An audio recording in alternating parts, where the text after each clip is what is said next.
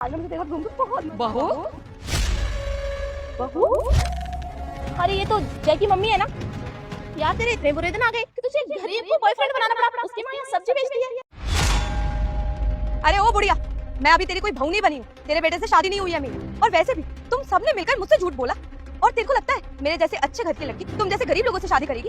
अरे नहीं बहू, तुम गलत समझ रही हो। अरे बस बस, मुझे बहुत अच्छे से पता है तुम जैसे गरीब लोग ऐसे ही होते हैं। जानबूझकर अमीर लोगों को देखते हैं और रिश्ता बनाने की कोशिश करते हैं। पर मैं ऐसी वैसी लड़की नहीं हूँ। तुम जैसे गरीब लोगों को बहुत अच्छे से जानती हूँ। अब तू ना अपने बेटे को बोल दी कि जो भी रिश्ता था वो मैंने खत्म कर दिया। बहू तुम समझने में भूल कर रही हो। तुम मेरी बात तो सुनो, मैं तुमसे क्या कहना चाहती हूँ। अरे तू क्या बताएगी मुझे? तुझे लगता है तेरी इतनी औकात है कि तू मुझसे बात करे? मैं भी ना यहाँ पे खड़े होकर अपना टाइम वेस्ट कर रही हूँ। हाँ सही कह रही है तू। और मुझे ऐसा लग रहा है ना इन लोगों ने प्लानिंग की है, वरना जहाँ तक मैं तुझे जानती हूँ तो गरीब खानदान में फंसने वाली है नहीं।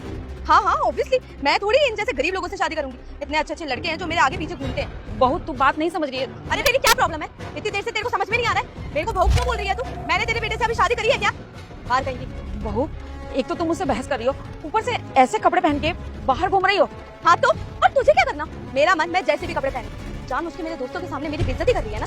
अरे उससे कोई बात नहीं, अगर तुम बोल दिए कपड़ों के लिए तो वो आंटी है, उम्र में बड़ी है, ऐसे मत बोलो। अरे बस रूबी, तेरे को आज मैं एक सच बताई देती हूँ। तेरे से भी कभी दोस्ती करना नहीं चाहती, वो तो अच्छी बात है। जो तेरे पापा मेरे पापा के दोस्त हैं, तभी मैं तुमसे बातें करती हूँ। हरामी कहीं की, तू कभी देखी है अपने आप को? साड़ी वाड़ी पहनती रहती है। फिर साड़ी वाली लड़की, मुझे अच्छी लगती है साड़ी पहनना। फिर अर्चिता, हाँ तो पहनना, मुझे नहीं अच्छा लगता है साड़ी पहनना। फिर बूढ़ी माँ को, मैं तो तुम्हारे घर आई थी, तो क्या तुम उस घर की काम वाली बाई हो? फिर बूढ़ी माँ, अरे बहू तुम्हारी बकवास बहुत ज्यादा हो रहा है, तुम मेरी बात सुन नहीं रही हो और अपने दोस्तों के साथ मेरे पे इल्जाम लगाए जा रही हो। ये कोई तरीका है बात करने का? अरे ये भी ध्यान दे, मेरा बेटा तुझसे प्यार करता है, अभी कोई शादी नहीं हुई है। फिर अर्चिता की फ्रेंड, अरे आंटी जी आपको क्या लगता है इतना कुछ जानने के बाद मेरी दोस्त तुम्हारे लड़के से शादी करेगी जो एक सब्जी वाली का बेटा है? अभी दोनों फ्रेंड मिलके बूढ़ी माँ की बेइज्जती कर रही होती हैं। तभी वहाँ पर सब्जी का दुकानदार आ जाता है और बूढ़ी माँ को पूछकर उनकी सब्जी देने लगता है। ये सब देखकर इन दोनों लड़की के होश उड़ जाते हैं। और अब आगे जो हुआ। रुक जा बेटे, आज तेरी माँ मर जाएगी। अगर उसे बचाना चाहता है तो तुझे मेरा एक काम करना होगा, वीडियो को लाइक और चैनल को सब्सक्राइब करना होगा। फिर वहाँ पर बूढ़ी माँ का बेटा आ जाता है, जिसे देखकर और भी उनके होश उड़ जाते हैं। लड़का आकर अपनी माँ का पैर छूता है और फिर लड़का, अर्चिता तुम यहाँ? अपने बॉयफ्रेंड को देखकर अर्चिता उसकी माँ को इज्जत देकर बात करने लगती है। फिर बूढ़ी माँ, अरे हरामी कौन बाजी, मैं तो सब्जी वाली हूँ जो अभी गालियाँ दे रही थी,